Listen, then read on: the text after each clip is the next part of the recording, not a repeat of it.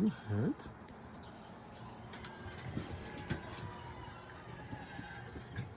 Yeah, I gotta come every single day, man.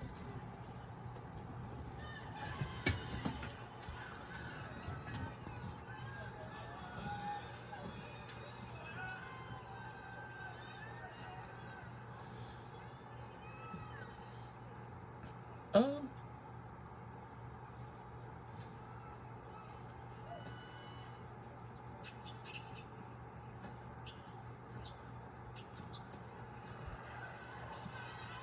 Just got a little too close to that one, Kieran. Good hustle from Lapata.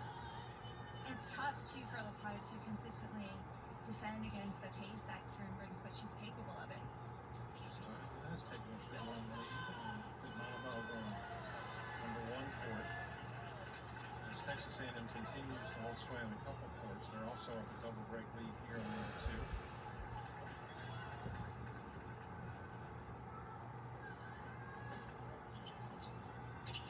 Leading on courts 3 and 4, though, on the serve at the moment, and Kieran is just off the board a touch. But that's a good example of what we were just discussing, is that if you can, the more balls that you can get back, because Kieran's just gonna, she just wants to get aggressive. She just wants to go after it. So if you can force her to try and go for almost more each time, that's where she can start to make some errors. One of the more cerebral players on the squad, according to Greg Bernstein, about Nastia Lapata. Loves to put a lot of balls in play. That's her secret, is just to try to grind things out. Doesn't get rattled, does it?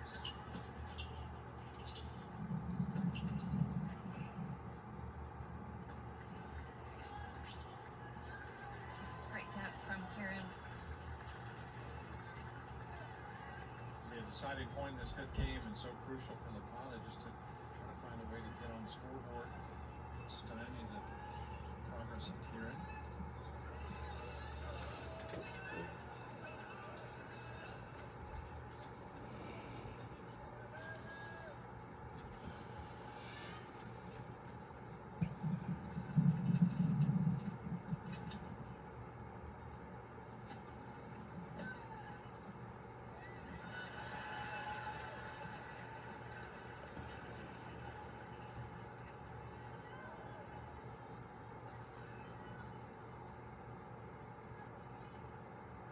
Continues to wreak havoc.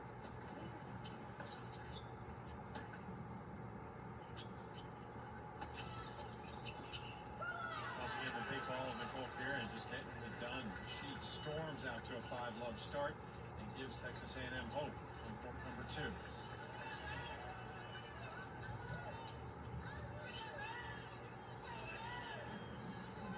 Runaway train on court number 2, so we'll look over in on the number 3 court.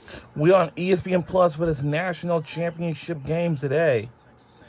So again, with the winner of this will be the crown champion, and that we'll do it for this season this year, and all the games that we have used to compete against with throughout the season. Quality touch from the Aggie Coopers.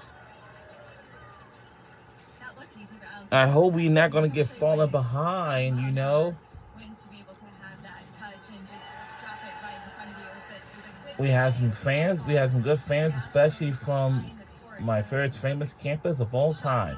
Is the University of Georgia. And the other fans is from Texas A&M University. So, yes, the winner of this game will be the crown champions, and that we'll do it for this season, this year. And I'm sure that most all of you guys really going to have lots of good dreams. And for those of you who are graduating, good luck to yourselves, your nearest future. And for those of you who are returning back the next season, we will see you all guys back here again next year. Whoever is about to become a senior, we'll see y'all back here in the fall. And whoever's going to be a junior, we'll see y'all back then. And whoever's be a sophomore, we'll see you then as well. And for those of you who are going to be new, you will have to learn everything. What you have to know. And yeah. Now another thing, Coopers leads the head-to-head this season, 2 Here's the thing. When I used to go to Temple University, I used to take the Bus L Regional Rail like I used to for what? For 4 years? And like 5 years already since 2021. She got the better of Cooper's in the SEC tournament final, winning 6-3, 6-1.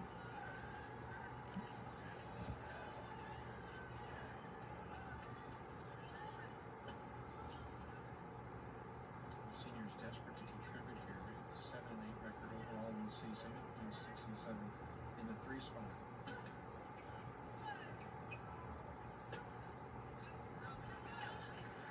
She'll be facing Greg Point. Just didn't have a lot on that return. Cooper's just chipped it in the court, was off balance. That ball kept falling into her body, so did well to get in the court, but Riasco did not have to go for that close to the line on that approach.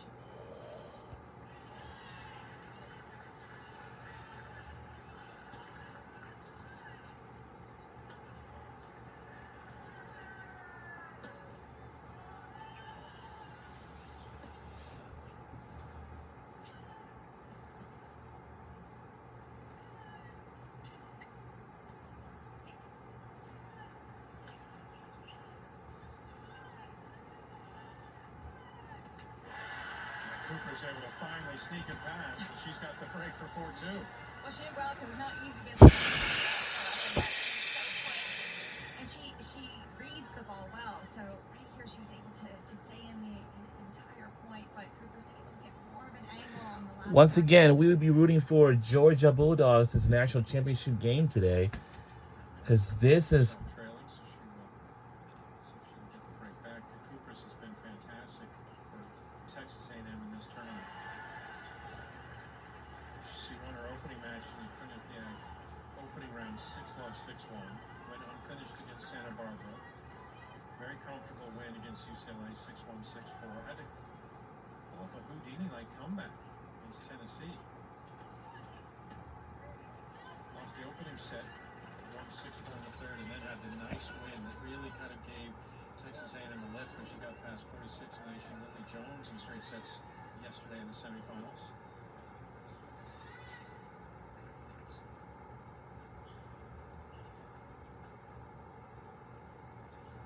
Cooper has won 11 of her last 12 completed matches.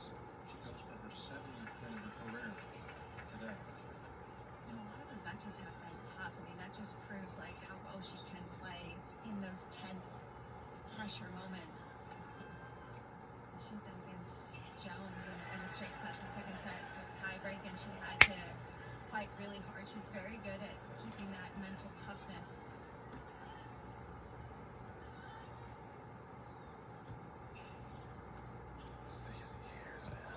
Court number 2 is a set point for Nicole Kieran.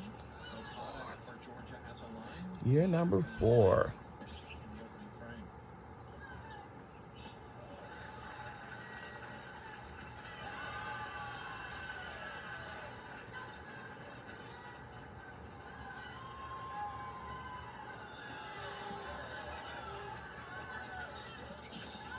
And a bit of a shocker over on the number 2 court. Nicole Kieran, no problem warming up like a microwave. She just shoots out to a 6-love opening set in a top 20 battle. It's all Kieran in Texas A&M the 1-set lead. That's probably one of the cleanest sets I've seen her play.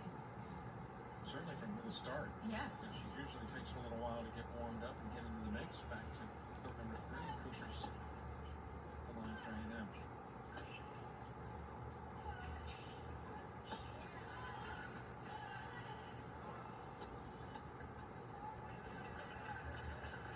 I think that's where Riasco sometimes has trouble, is where she has to generate her own pace off something that comes at her a little bit slower. And Cooper's in this set has tried to incorporate that on her backhand in particular, throwing in that off-pace slice.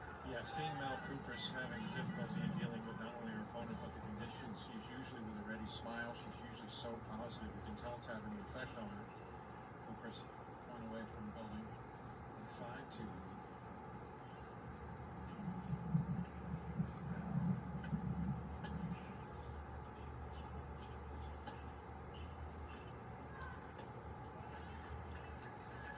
Kupris in prime position now to give Texas A&M another one-set lead on both courts 2 and 3. Have her chance with a 5-2 lead. As Texas A&M has to come back and win 4 of the 6 singles matches to go back-to-back. Court number 5, our next destination, peeking in on Gigi Grant of Georgia and Daria Smetanikoff of Texas A&M. Smetanikoff at the top of your screen, serving 1-5.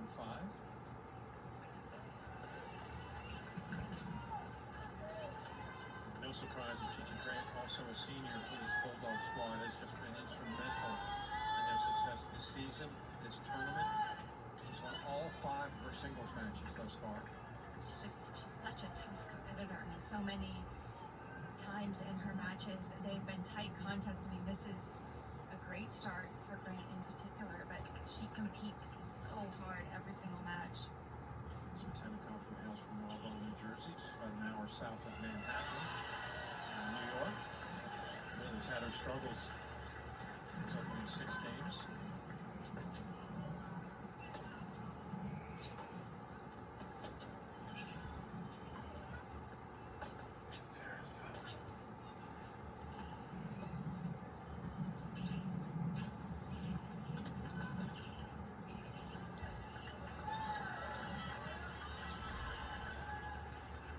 With Grant in particular, I feel like she's a very deceptive mover because she's very fluid on the baseline and she seems to be in the right position every time. Smetanikoff, another one that is such a good fighter despite the score line. She is never going to go away. She always is able to, not always, but works herself back into matches pretty often.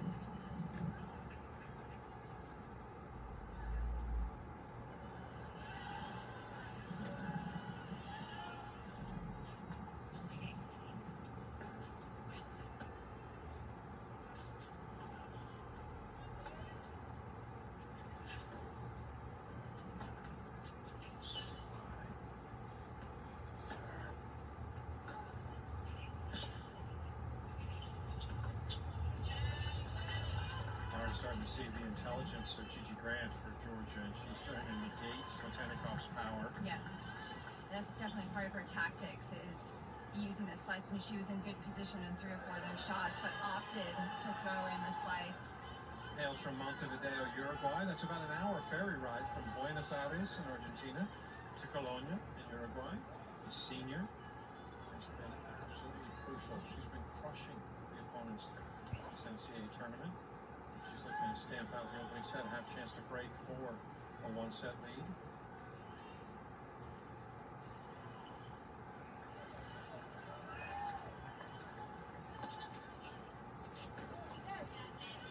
And multiple set points for Grant, as Smetanikoff has not found any rhythm. Yeah, especially that shot, you can just see maybe the slight impatience from Smetanikoff. Position. She has been devastating. She's won 9 in a row to build that 18-3 record in this position. And the clinching point against A&M in the SEC Championship tournament.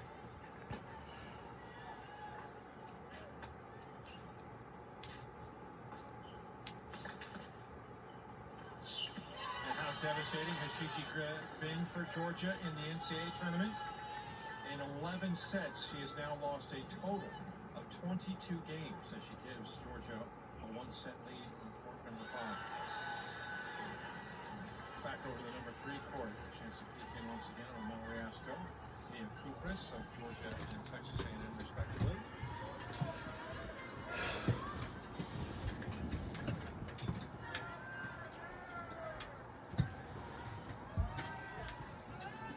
Hails from north of the border, Edmonton, Alberta, which sits on the Nelson Saskatchewan River.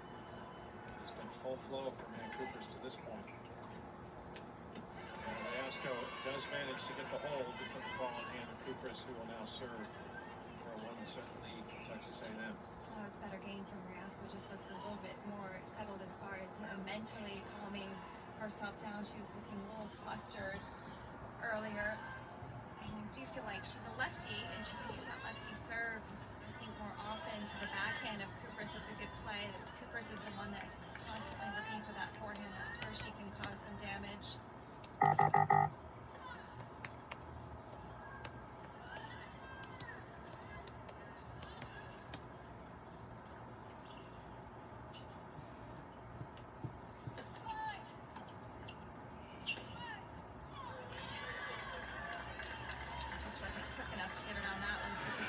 tangled.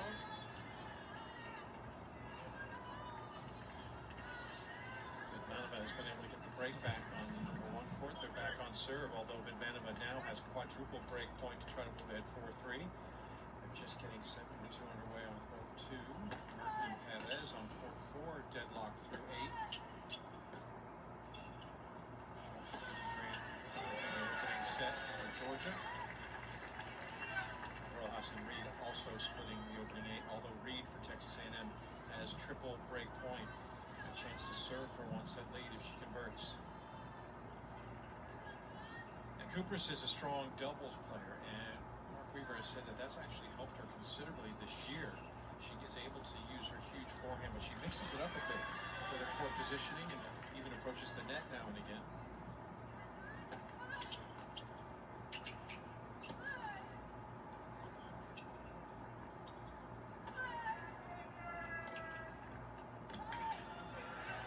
Yeah, I think Kupras is very good at the net, actually, and playing doubles helps so much and transfers so much on the singles court. Not only your returns, but understanding the angles of the court. I think your reflexes get a lot faster, you get a bit quicker, and Kupras, you can tell in her singles, is definitely more comfortable transitioning forward, and she's been smart about when to do that, recognizes when her opponent's in trouble.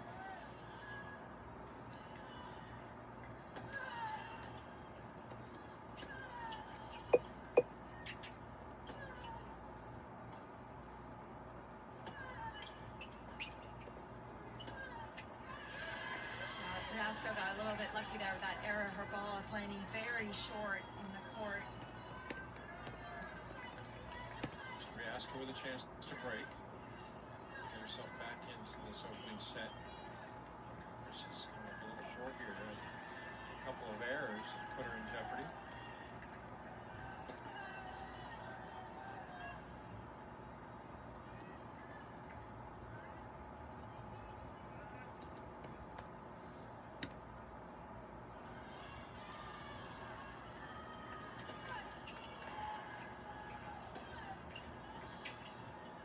There's the approach from Kupras, just talking about it with a sense of urgency, so she says, here I come. And I like that better too, because she got up to that ball a lot faster than the previous one that she missed. So she didn't wait on it, she didn't hesitate. Good commitment from Kupras. Riasco still with a chance. Texas A&M is taking the opening set on court number 2. Georgia has the opening set on court 5. Starting to work towards the tail end of the opening set on the rest of the courts. As Kupras hopes to get to a deciding point here. Wrap this set up. Still facing adversity from Riasco.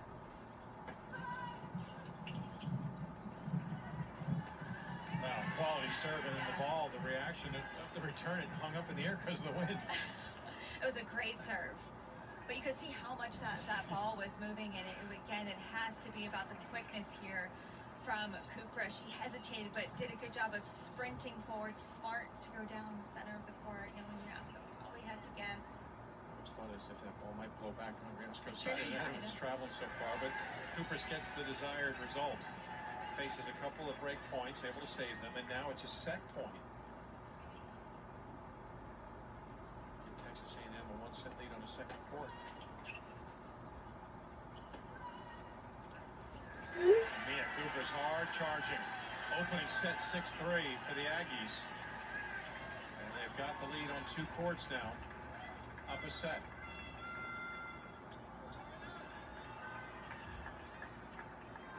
Transitioning back to the number 1 court. The top 2 players in the nation. Dasha Vidmanova has made a match of it now.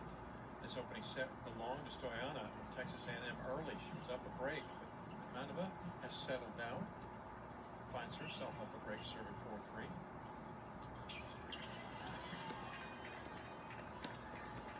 Yeah, Vidmanova's done well to work her way back. Stoyana's started this set so strong, but in the last couple games has thrown in a couple unforced errors, especially early on in the rally.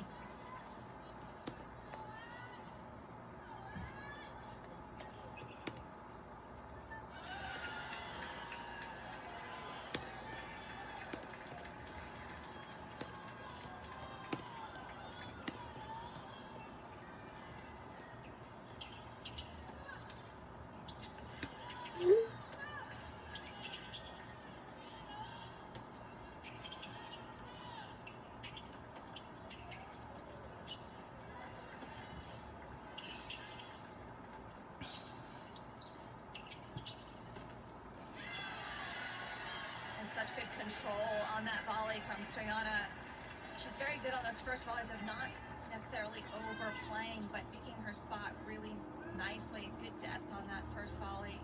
Again, just they each try to work the point, see if they can draw an error from the other, but then Stoyana kicked into an overdrive, put herself in prime position now to break, get back on serve 4-all.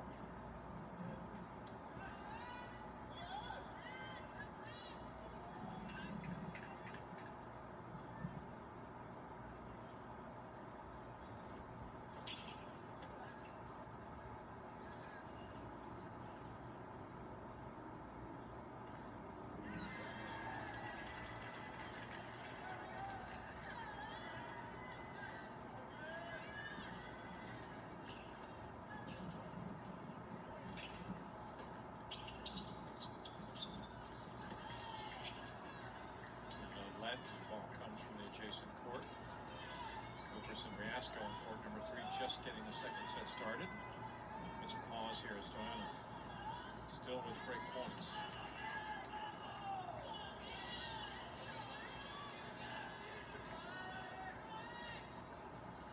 This is towards the odd courts 1, 3, and 5. As you saw there.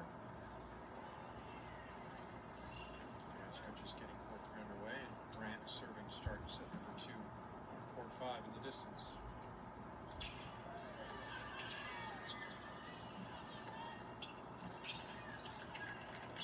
Forehand was long from Stoyana. Still have another break point. I like that she's going after that return though, because she's getting those short balls. It's a very makeable ball for Stoyana. Could have maybe caught it a bit higher, just hesitated slightly after the return.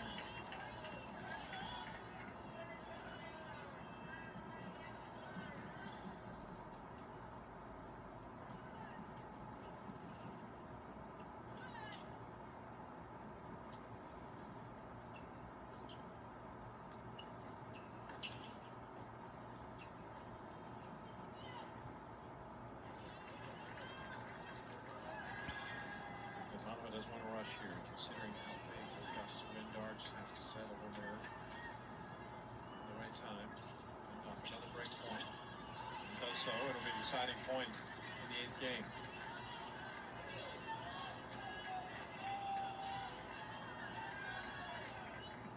Tight opening sets on 4 of the 6 courts.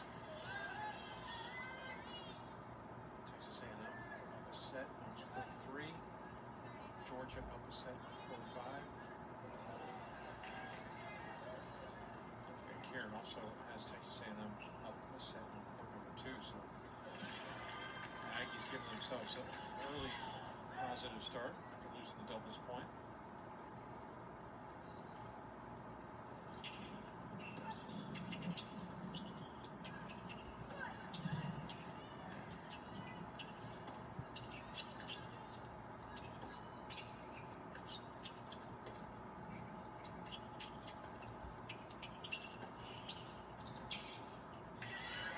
That's going to be difficult. Vidmanova broken. She tries to go up and over, but the wind is not going to play ball. And she misses it. Stoyana had to work for it, but she's got a break for 4-all. Well, the Women's College World Series begins May 29th on the ESPN networks. For more information, go to ncaa.com.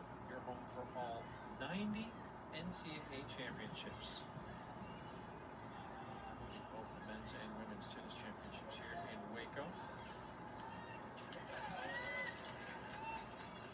Stoyana up a break early, saw that lead evaporate, but she's back to even footing through 8.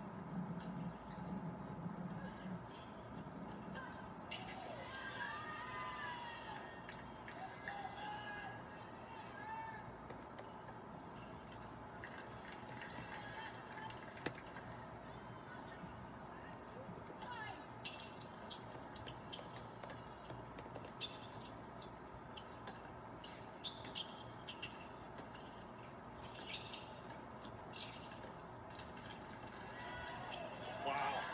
I mean, the dexterity to be able to use that shoulder power to go back over from Stoyana is very impressive. That's one of the toughest shots in the game, especially she caught it slightly behind her. That just shows how much strength she has from that position. Let's talk about the wind, though, and the effect. Is there any adjustment that's made on the toss? And when we see them grabbing it, should On the toss on the serve. yeah, on the toss and the serve. I mean, the good thing for Stoyana is she doesn't have a very high toss, so that's helpful. Because the higher you toss it, the more it's going to move in the wind. And she goes up to it pretty quickly. She's actually one that doesn't catch it that often to reset. Sure. But for those who do have higher tosses, do you have to adjust to maybe shorten a little bit? Is there a danger? You try to, yeah. Off the rhythm? Yes, you definitely try to. I mean, it's something that you wouldn't be used to if you're normally used to having that extra time to go up to the ball.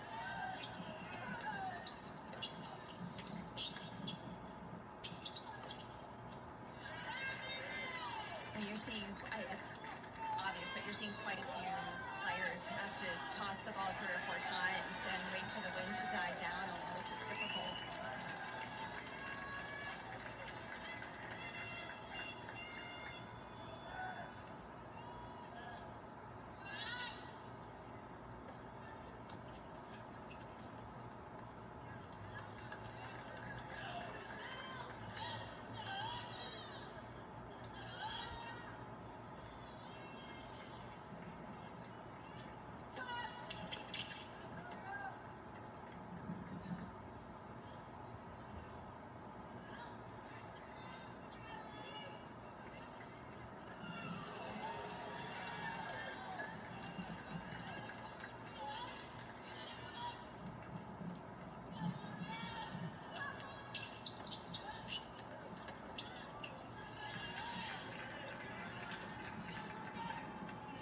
Too flat on that high forehand from Stoyana.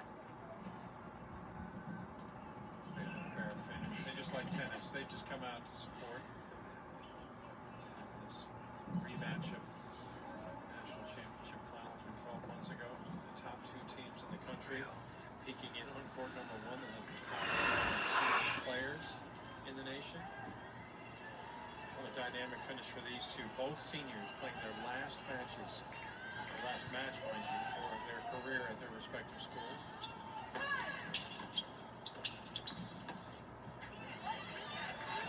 Good return from Vidmanova, just being able to get these last couple returns back in the court. Stoyana, interesting on that forehand, just pressing on that one. She's been so rock solid on that high ball up until the last couple. Lopata for Georgia on court 2 has a break lead over Kieran. You see the other scores very nip and tuck. 4 dead even. You saw Grant's domination of the opening set against Botanica. But on court 6, the freshman Lexington Reed has broken. She is serving for the set for Texas A&M.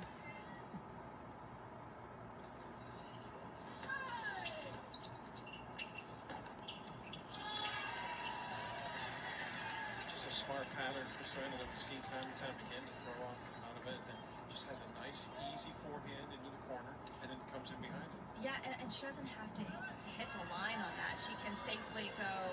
You do want to try and spread the court, but her court position, she's been getting up in the court on anything short, and that pressure is so difficult in this wind to come up with a pass. Just hears the footsteps, thinks she has to do more, but she can't find the control.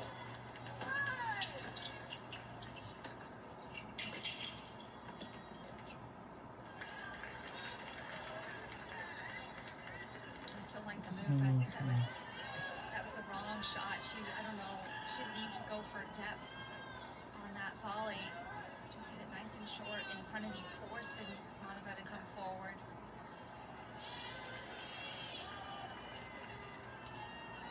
I just overthought it a bit. It looked as if Mary thought that Vidmanova was going to come rushing in, so she looked for depth.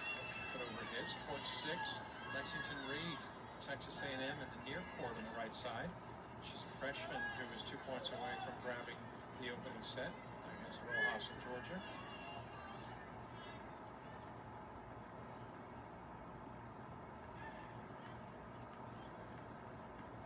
And she'll have a set point over on court number 6 with Lexington Reed.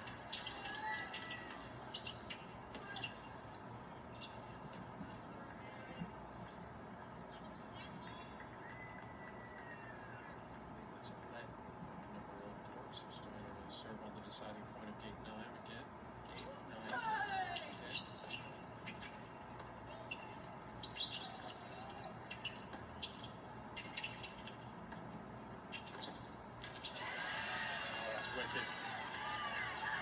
wasn't a lot of room to work with for Vidmanova, but she found the lane. That's her. I think that's one of her best shots is when she has that target, that forehand down the line. And again, Stoyanov wanting to go for the depth on that volley. Lexington Reed gets it done for Texas A&M on court 6. She has a 1-set lead, taking it 7-5 for the Aggies.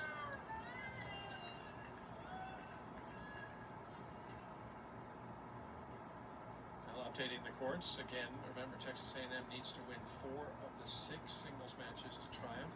Georgia just needs 3 as they took the doubles point, and they have the upper hand with Gigi Grant over on court number 5.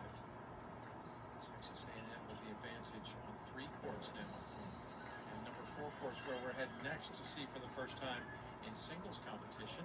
Luciana Perez in the near court for Texas A&M.